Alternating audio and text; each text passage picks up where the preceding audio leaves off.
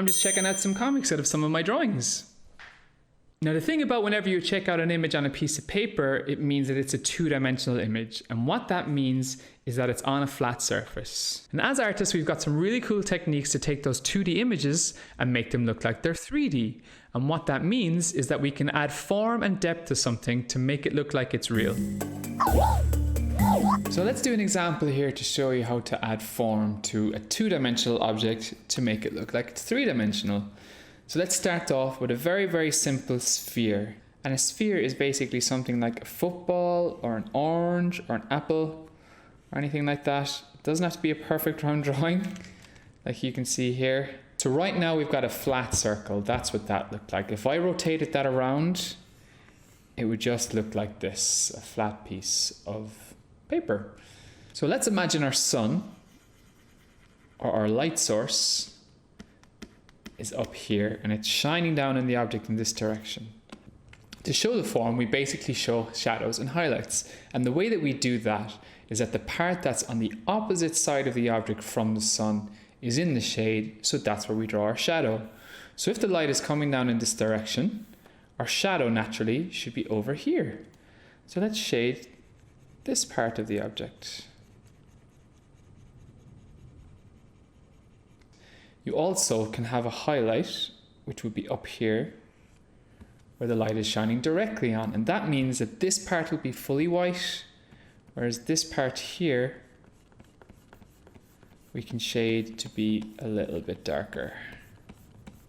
Then finally, any object that you draw like this will cast a shadow onto the ground. So if our sphere is on the ground like this, then it should cast a shadow going in this direction. So let's try and use the same principles on this drawing of Fia here. So if the sun is coming from this direction up above, then we need to put the shadows on this side of the face. The same with the helmet. And the same with the horns.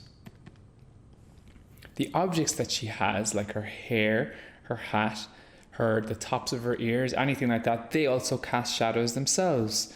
So again, if the sun is coming in this direction, then we should have shadows underneath the hair like this. Coming down from the side of her hair here, underneath her head, underneath her ears, and underneath the helmet.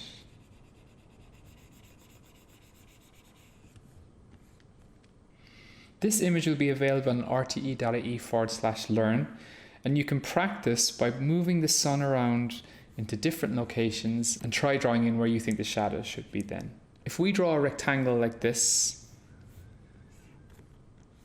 it's just a flat image.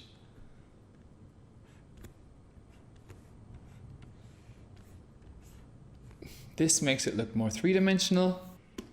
Then if our sun is coming from up here, that will have shadows on this side too. You know what? I kind of like the look of those two shapes together.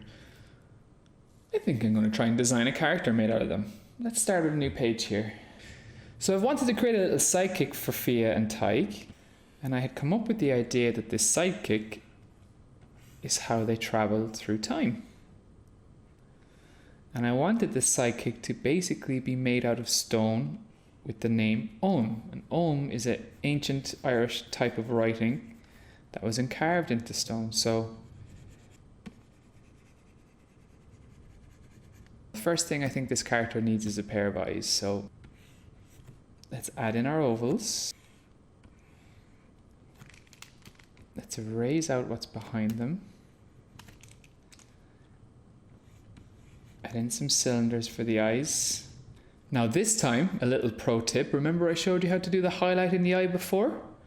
Well, now because her sun is coming from this direction, the highlight should reflect that too, just in the same way that we had in the sphere a while ago.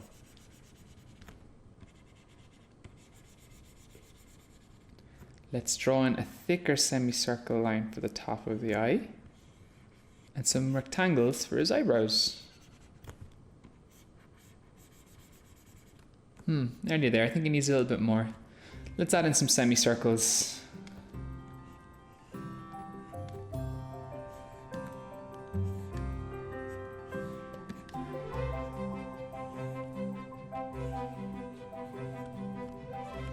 And let's give him a mouth that's made out of the Om writing. I think we're onto something here. This is just the start. This is how I usually design things. I'll start sketching them out first and refine the idea and go along. And I think we could explore things like that in some future classes. So thanks for tuning in, and there'll be some more lessons coming up soon.